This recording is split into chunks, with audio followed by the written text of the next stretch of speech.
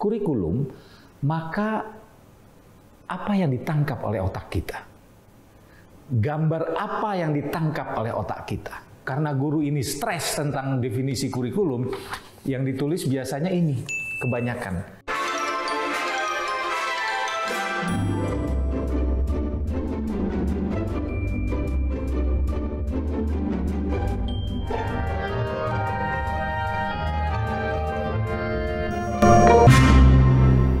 Sejawat guru di seluruh penjuru negeri Indonesia, selamat berjumpa kembali di Siniar Calak Edu. Sebuah siniar yang ingin berbagi tentang apa yang bisa kita bagi, apa yang terjadi di sekolah kita, apa yang terjadi pada lingkungan pendidikan kita.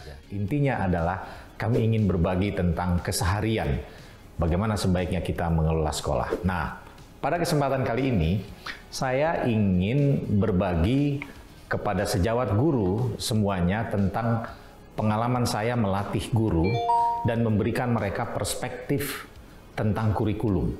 Tidak mudah sebetulnya memahami kurikulum karena kalau kita bicara secara teoritis, kurikulum ini tidak ada definisi yang pasti. Tetapi yang jelas, ketika saya melatih guru-guru, terutama di Sekolah Sukma Bangsa, pengertian-pengertian yang paling fundamental soal kurikulum itu penting untuk diketahui para guru. Agar apa? Agar supaya guru ini, apapun yang terjadi dengan kebijakan kurikulum yang berubah-ubah, misalkan pada setiap menteri, berganti menteri, biasanya berganti istilah kurikulum. Nah, kami punya tradisi, jika di Sekolah Sukma Bangsa itu, berapa kali pun misalkan negara ingin mengganti kurikulum, tetapi kalau guru mempunyai konsep yang jelas tentang apa itu kurikulum, maka insya Allah semuanya akan aman, akan berjalan lancar, proses belajar mengajar juga akan lebih mudah dipahami oleh guru maupun oleh siswa. Sejawat guru, apa sih sebetulnya kurikulum itu? Saya teringat ketika saya mengambil mata kuliah kurikulum development di sebuah universitas di Amerika. Saya diberikan sebuah definisi yang sangat mengena untuk saya.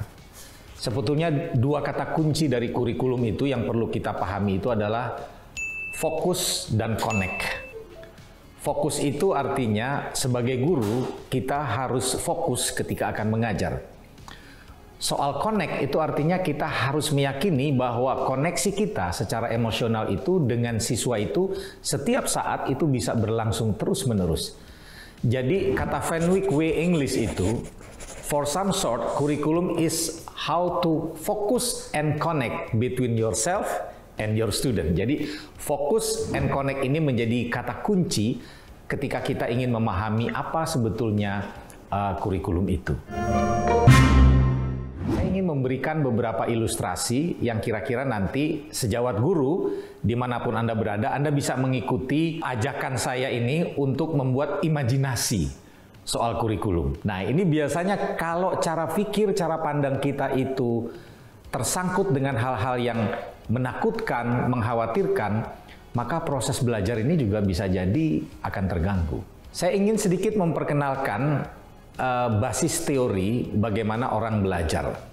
Jadi ada satu pendekatan yang disebut dengan brain-based learning theory. Jadi ini satu teori belajar yang basisnya adalah penggunaan akal. Kalau saya tanya kata gajah misalkan atau kata kuda, maka apa yang akan kita tangkap, yang akan ditangkap oleh otak kita?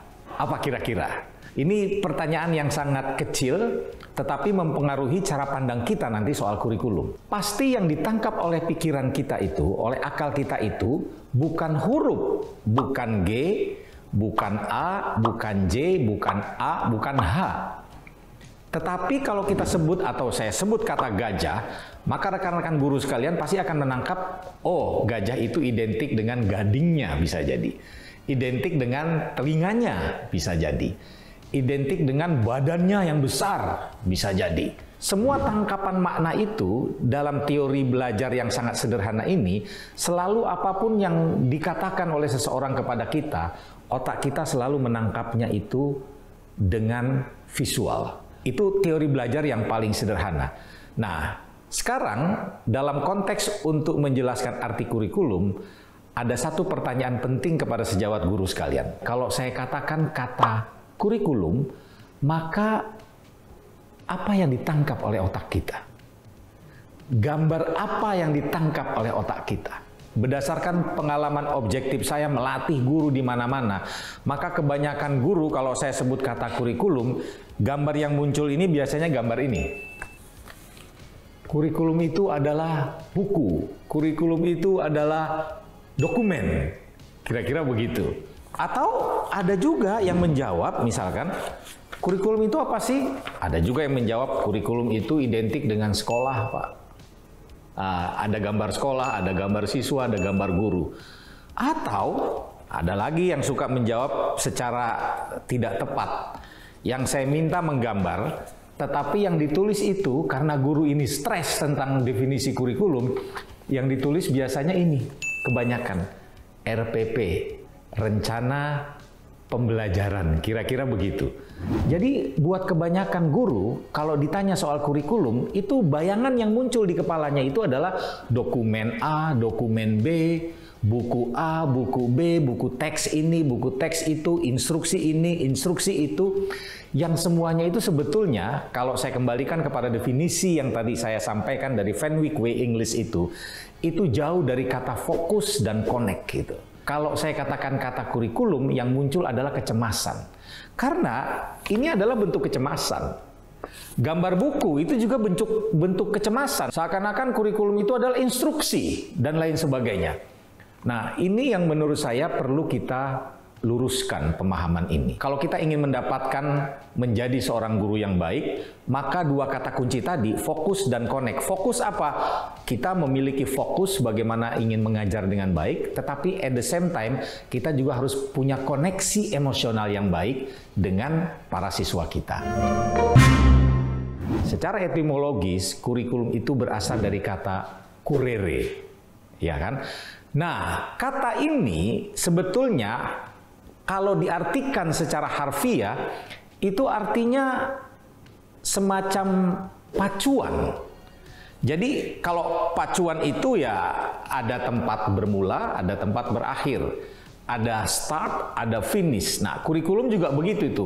Kapan kita mulai mengajar, untuk apa kita mengajar, dan kapan pengajaran itu harus kita akhiri. Sekarang kita ambil contoh yang konkret untuk contoh budaya Indonesia. Kalau saya sebut kata pacuan, itu identik dengan apa? Pasti kita akan mengingat kota kecil di Madura misalkan. Kalau disebut pacuan, itu berarti, wah, pacuan kuda. Oke, pacuan kuda. Kalau orang melakukan pacuan kuda, itu biasanya ada jokinya kan? Oke, selain ada joki, ada kuda. Di pacuan itulah, kalau dia ingin berlomba, kapan dimulainya, di mana dimulainya, kapan berakhirnya. Seperti balapan, begitu. Nah, kira-kira kalau dalam konteks kurikulum ini, ada joki, ada kuda. Pertanyaannya, siapa kuda, siapa joki? Pasti Bapak dan Ibu guru sekalian akan menjawab, jokinya adalah guru, siswanya adalah kuda. Betul, karena gurulah yang mengendalikan siswa. Seperti joki mengendalikan kuda. Jadi sebenarnya sebagai joki itu kita mempunyai keleluasaan untuk menggerakkan kuda. Jadi guru itu sebetulnya connect-nya adalah dia punya keleluasaan untuk menggerakkan aspek apa saja yang punya koneksi dengan siswa. Maka sesungguhnya di dalam praktek keseharian yang disebut the real curriculum itu adalah it's about you the teacher. Apapun dokumen yang mengatakan misalkan kurikulum merdeka, kurikulum 2013, apapun yang dikatakan oleh dokumen, tetapi pada saat implementasi yang paling penting itu adalah bagaimana koneksi emosional Anda dengan siswa itu bisa berlangsung, bagaimana fokus Anda ingin mengajarkan apa hari itu juga bisa dijelaskan dengan baik. Jadi artinya Anda nggak perlu cemas dengan beragam pergantian nama, nomenklatur kurikulum. Biarkanlah para pengambil kebijakan di kementerian itu mengubah-ubah kurikulum setiap saat. Tetapi jika sejawat guru bisa memahami bahwa kurikulum itu adalah sesungguhnya tentang saya sebagai guru dan siswa saya sebagai peserta didik. Jadi it's about you and your student. Jadi connecting between you and your student. Itulah sesungguhnya makna kurikulum yang paling hakiki.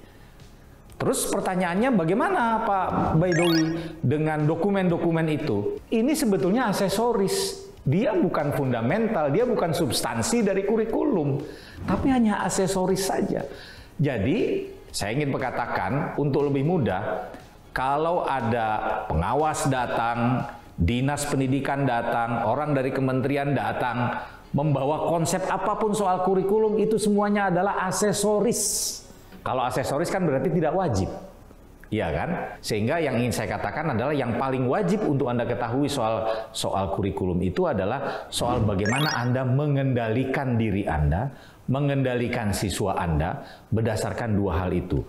Fokus kepada siswa, membuat koneksi hubungan yang sangat baik secara emosional antara Anda dengan siswa Anda. Saya kira ini penjelasan sementara saya. Jika Bapak dan Ibu guru sekalian nanti mengikuti terus apa yang disebut dengan Siniar Calag Edu ini, ada pertanyaan, kegelisahan, atau ada kekurang pahaman, sehingga misalkan ini menimbulkan, wah ini kok berbeda makna kurikulumnya. Nah, kita bisa perdalam lagi. Pendalaman ini akan kita lakukan berbasis pada pertanyaan-pertanyaan yang Bapak dan Ibu guru sekalian, sejawat guru Indonesia ini mengirimkan beberapa unggahan video pendek, pertanyaan-pertanyaan kepada Siniar Calag Edu ini. Mudah-mudahan ini bisa membantu. Membantu apa?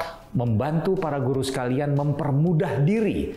Jangan mau dipersulit oleh formalitas kurikulum. Tetapi kita memudahkan diri kita memaknai keseharian kita sebagai guru itu dengan cara apa? Dengan cara stay focus, stay connect with your student. Terima kasih, sampai jumpa di lain kesempatan. Wassalamualaikum warahmatullahi wabarakatuh.